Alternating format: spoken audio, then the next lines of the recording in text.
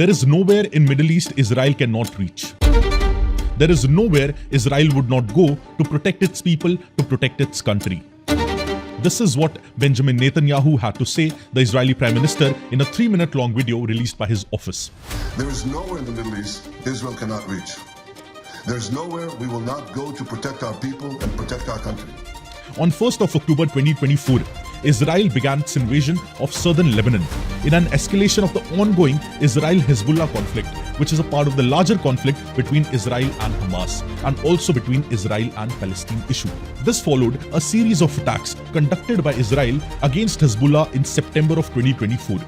Israel has degraded Hezbollah's capacities, has degraded its leadership, has led to explosion of the communication systems, explosion of communication devices, Israeli air bombing campaign, as well as several other militant activities are ongoing in this particular region. And eventually all this culminated into 27th September assassination of Hezbollah's leader Hassan Nasrallah.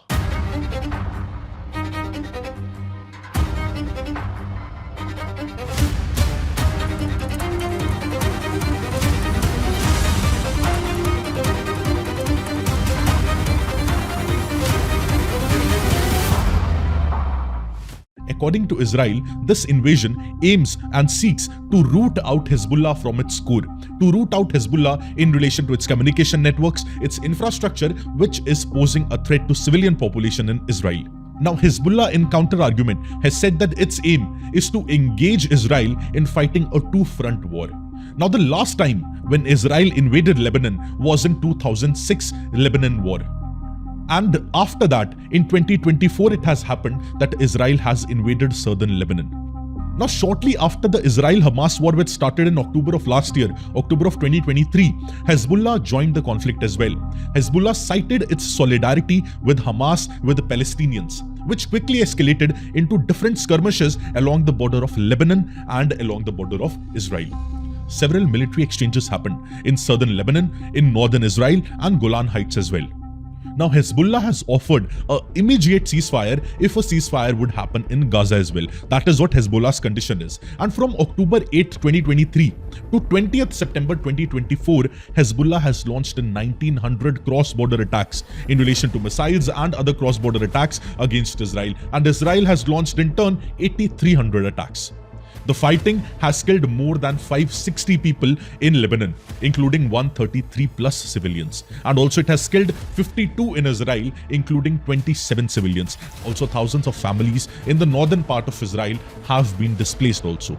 And a significant damage has been done to the civilian infrastructure. So in today's session, we'll be trying to understand why Israel and Hezbollah are in conflict. Why are they fighting with each other? What are both the sides wanting? And how is it related to the greater geopolitical game which is going on in the Middle East? And what is India's role in this? And what is India's stance in all the situation happening in the Middle East? Hello, my name is Preetpal Singh, and today you are watching Perspective series. Now let's get some basic facts right. Lebanon is a country in West Asia. It's a sovereign country in West Asia situated alongside Mediterranean Sea. Syria surrounds Lebanon to the north and the eastern part, whereas the southern boundary is touching Israel. Population of Lebanon is approximately 60 lakh and the capital is Beirut. Now coming to Israel. Israel is also located alongside Mediterranean Sea. Its land boundary is touching 4 countries. In the north it is Lebanon and Syria. In the eastern part it is Jordan, and in the southern part it is Egypt. Now there are 2 more important locations which are located in Israel.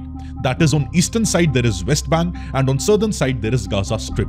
And these 2 places combined, we call it as Palestine. And both the places are controlled by different groups, different leaders. In Gaza, Hamas is in power, Hamas is in control, and in West Bank, it is the Fateh movement. But their goal is similar, goal is simple, that they want a different Palestinian state, different from that of Israel. Okay, now coming to the story directly. On 7th of October 2023, the recent clashes started.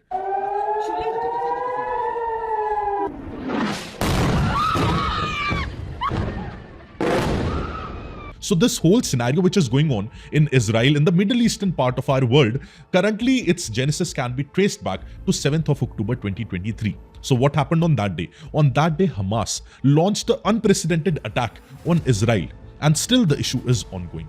Now, coming to first, what is Hezbollah? We need to understand Hezbollah, and then we'll eventually go on to understand what happened in that 1 year. Hezbollah is a Lebanese Shia Islamist political party and a militant group. Its paramilitary wing is known as Jihad Council, and Hezbollah was led by a Secretary General known as Hassan Nasrallah.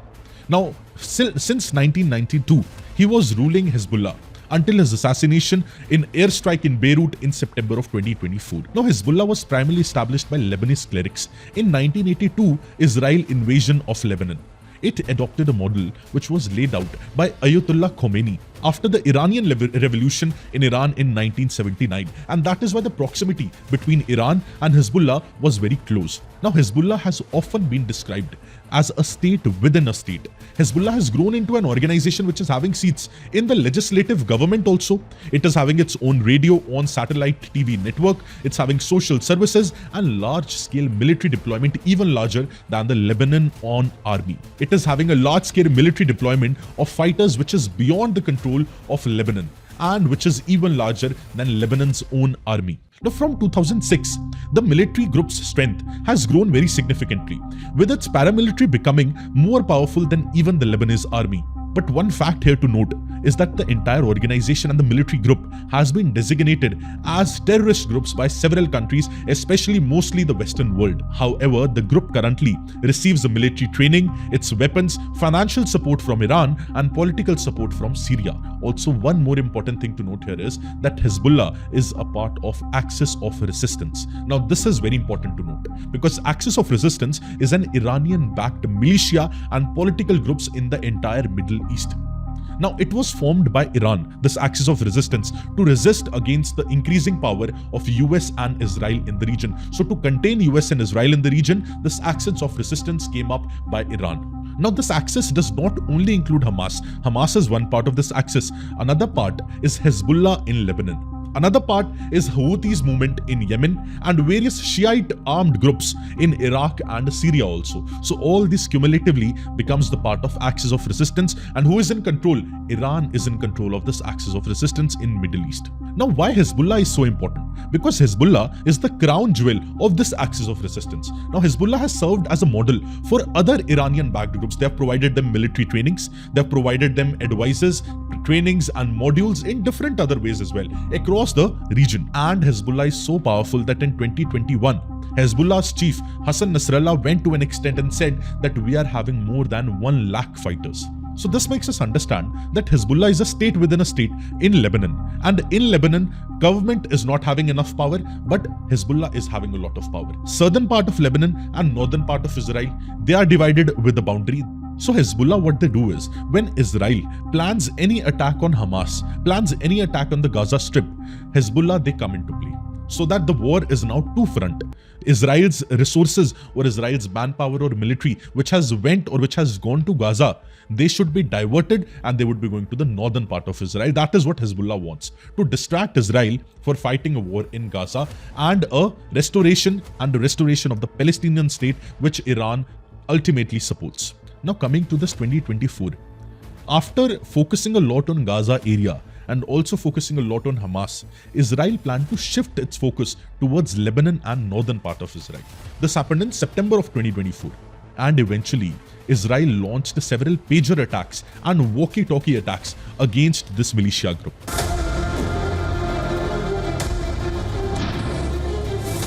There has been a sophisticated cyber operation. Over 1,000 Hezbollah fighters and affiliates are injured after their communication pagers reportedly exploded across Lebanon. Approximately 40 people were killed and more than 4,000 people got injured because of it. Now, since then, the tensions have been very high between Israel and Hezbollah. Now, Israel has denied its involvement in this attack, but unnamed sources from Israel's own army has told Reuters and other media personnel as well that it was orchestrated by Israel's intelligence service, we call it as Mossad. And in response, Hezbollah described this attack as a possible declaration of war by Israel and launched a rocket attack in retaliation in the northern part of Israel a few days later after this pager and walkie-talkie attack. So on 27 September 2024, Hassan Nasrallah, who was the Secretary General of Hezbollah, and several other senior leaders of Hezbollah, including Ali Karki, commander of the Hezbollah's southern front, was killed in an Israeli airstrike. They were killed in an Israeli airstrike in Beirut. The strikes took place when Hezbollah's leaders were meeting in the headquarters, which was located underground in a residential building. But Israeli attack on that building eventually led to killing of these leaders of Hezbollah. On 1st of October, the Israeli Defense Forces, that is IDF, revealed that the Special Forces has carried out more than 70 small covert raids, covert operations into the southern Lebanon since last 1 year. So now we got to know that Israel has been planning invasion of Lebanon since the last 1 year. So since November of 2023, several covert operations have been ongoing in the southern Lebanon by Israeli intelligence. The IDF said that it has uncovered several Hezbollah tunnels, its weaponry and its invasion plans also. And IDF spokesperson Daniel Hagari said that they found Hezbollah's plan to launch an attack similar to what Hamas did, which basically sparked the ongoing conflict. Hagari also mentioned that evidence for these operations, including the videos, including the maps, would be presented to the international community after a while. Okay, on 30th September, what happened was that Israel informed the US that it is going to carry a maneuver, a ground maneuver and a ground invasion into Lebanon, which is aimed at clearing Hezbollah's infrastructure from that region alongside the border. And that same evening, the Lebanese Armed Forces, LAF, and also United States Interim Force in Lebanon, they withdrew from Israel and Lebanese border. And IDF eventually claimed that with the cooperation of intelligence division and with IDF forces also, they were able to capture and extinguish the Hezbollah infrastructure in several regions, including Kafr Qila, Eta Ash-Shab, and Meis-Ej-Jabal. Also, several other facilities, several other sites have been destroyed by Israel Defense Forces in southern Lebanese part. And as a counter to this, one more very big thing happened. Iran, in retaliation, as its solidarity towards Hezbollah, launched 200 missiles into Israel. The Islamic Revolutionary Guard Corps, ICGS, said that the missile attack was in retaliation towards different assassinations carried out by Israel. Also, on the same day, on 1st of October, US President Joe Biden said that US is prepared to help Israel against any Iranian missile attack in future. And this is where people and the global media started talking about a potential World War III. So again, the question is World War III on the cards? And since then, Israel has expanded its operation in the Lebanon region.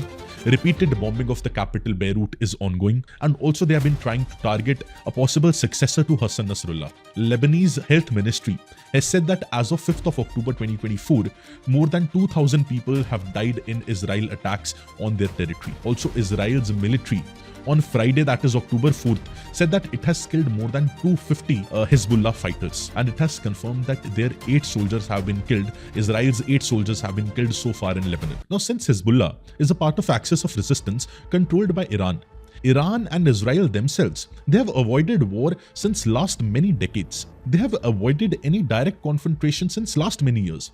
A shadow war of secret sabotage and assassinations, that is definitely ongoing. There's a Cold War which was ongoing between them since the last many years also. But the two countries are now moving very closely towards a full-fledged open war. This Israel's invasion of southern Lebanon and Iran in retaliation launching missiles into Israel, this if escalates, then Israel is definitely saying that we are prepared to have a full-fledged war with Iran. And they have been more vigorous and public than what they have been before. Now, Iran as a country is having a number of sensitive sites, which if hit can cause a lot of damage to Iran and Iran's people. Several oil-producing sites are there, several military bases and nuclear sites are there, which if targeted by Israel, Iran would have a very huge devastation. Now, in all this scenario, let us discuss one more thing. That what does Israel's Prime Minister Benjamin Netanyahu has to say about this ongoing conflict between Israel and Lebanon, and what is his opinion and what is his stance. Now, a few days back, again a video was released by Israel's Prime Minister's office. In that video, Benjamin Netanyahu, the PM of Israel, was directly addressing the people of Iran. So he sent a clear and forceful message in English, and the subtitles were in Persian, so that the people in Iran, they also understand this. And in that speech, he has given both a warning to Iranian regime and also assurance to Iran's population, Iran's civilians. And he said, while addressing the people of Iran, that with every passing moment, Iran's regime is bringing you, that is the people, closer to the abyss. With every passing moment, the regime is bringing you, the noble Persian people, closer to the abyss. So he says that the noble people, the noble Persian people of Iran are being brought closer to the abyss by the Iran's leadership. If it did care, if it cared about you, it would stop wasting billions of dollars on futile wars across the Middle East. And he also said that the vast majority of Iran's population knows that the regime does not care about those people. And if they cared about its population, they would not be wasting billions of dollars in wasteful wars in Middle East. It would stop wasting billions of dollars on futile wars across the Middle East. It would start improving your lives.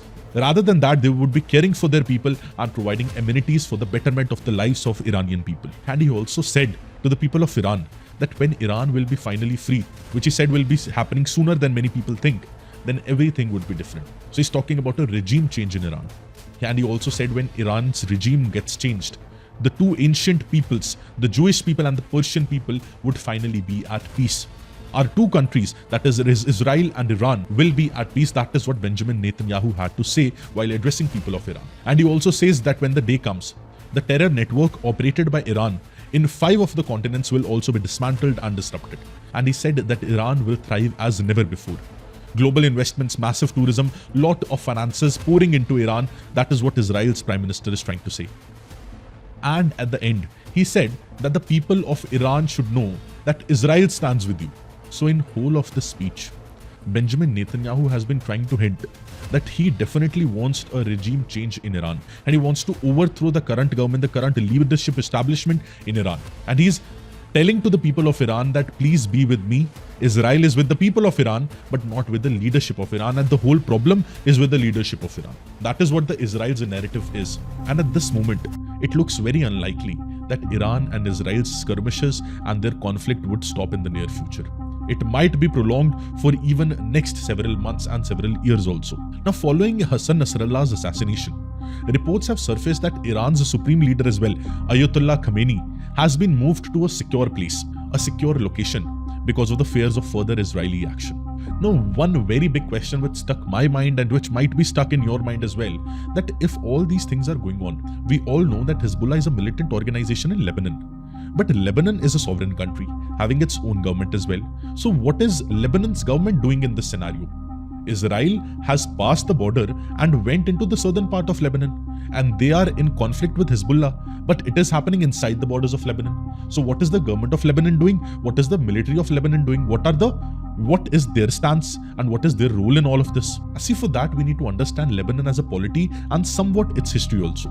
Lebanon is definitely a sovereign country, having its own armed forces. See, one thing to note here is that the ancient civilization of Lebanon was having a huge amount of religious diversity as compared to the Middle East.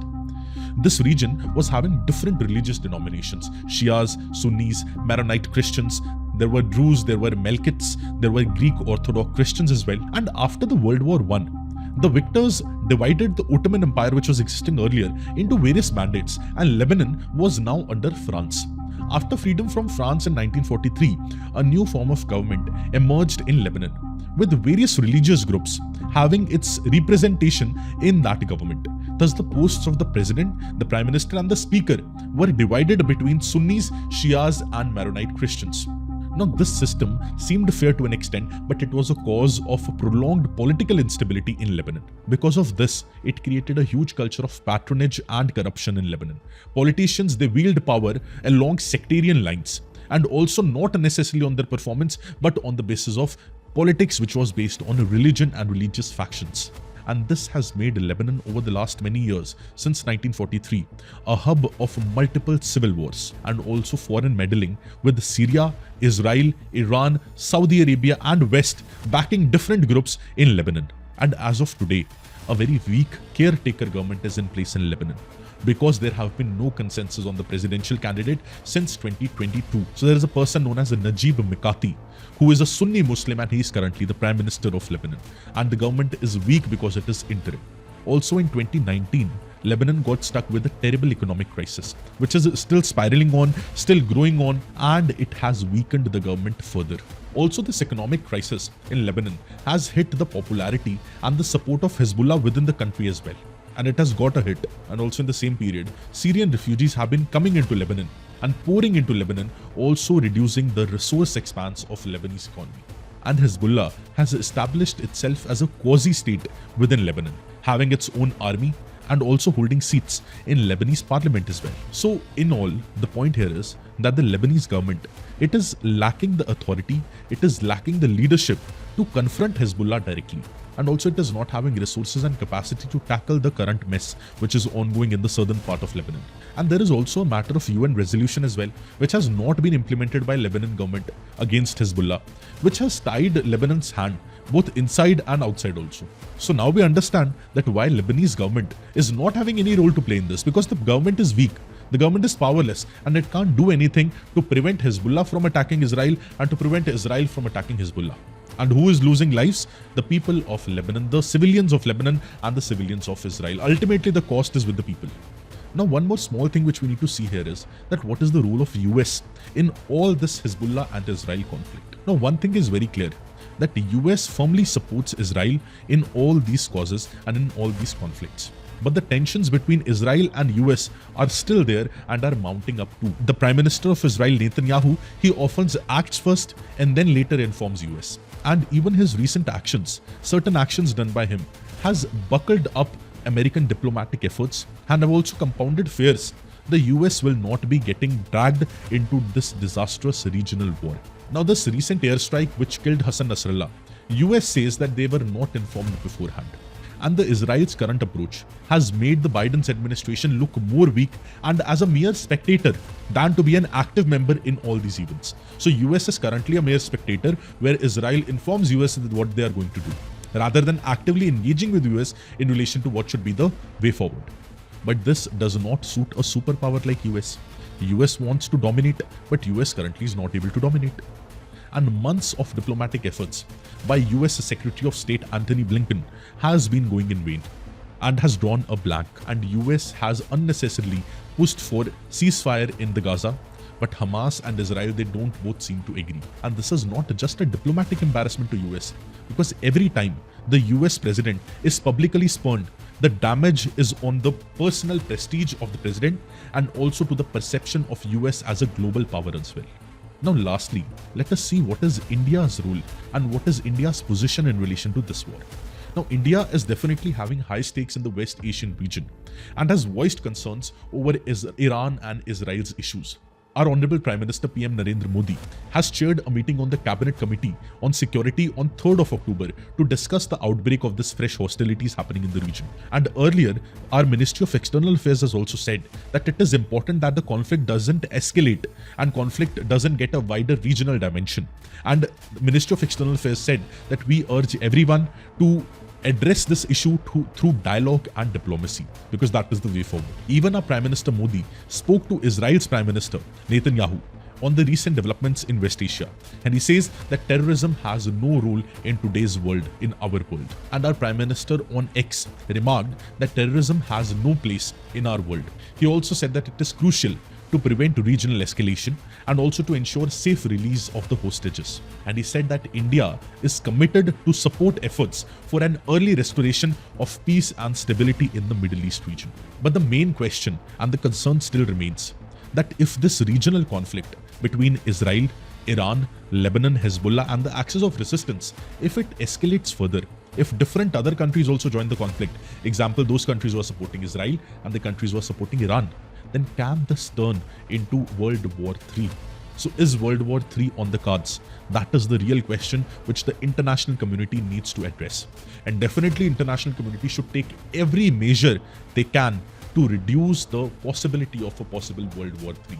Because if World War III happens, it will be the most disastrous of any wars which our earth has ever seen. Because currently, many countries in the world are nuclear powers. So Middle East is a geopolitical region definitely, and it has been center of conflict since last many decades. Israel-Hezbollah is just one. Similar to this, there have been several other issues, and the broader issue between Israel and Iran we are yet to cover. There is issue between Israel and Palestine also. There is Syrian conflict, there is Yemen crisis, and so on. Eventually, a lot of conflicts have erupted in the Middle East in the last many decades. Please let me know in the comment section on what all topics you want me to make further videos. I'll be very happy to make them. Now, there is a very famous quote by Mahmoud Darwish.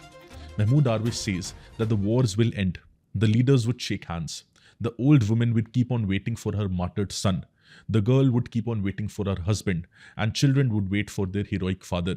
I do not know who sold the homeland, but I do know who paid the price. So, with this, I would like to end today's session. I hope you gained a new perspective. All the very best and have a beautiful day. Thank you.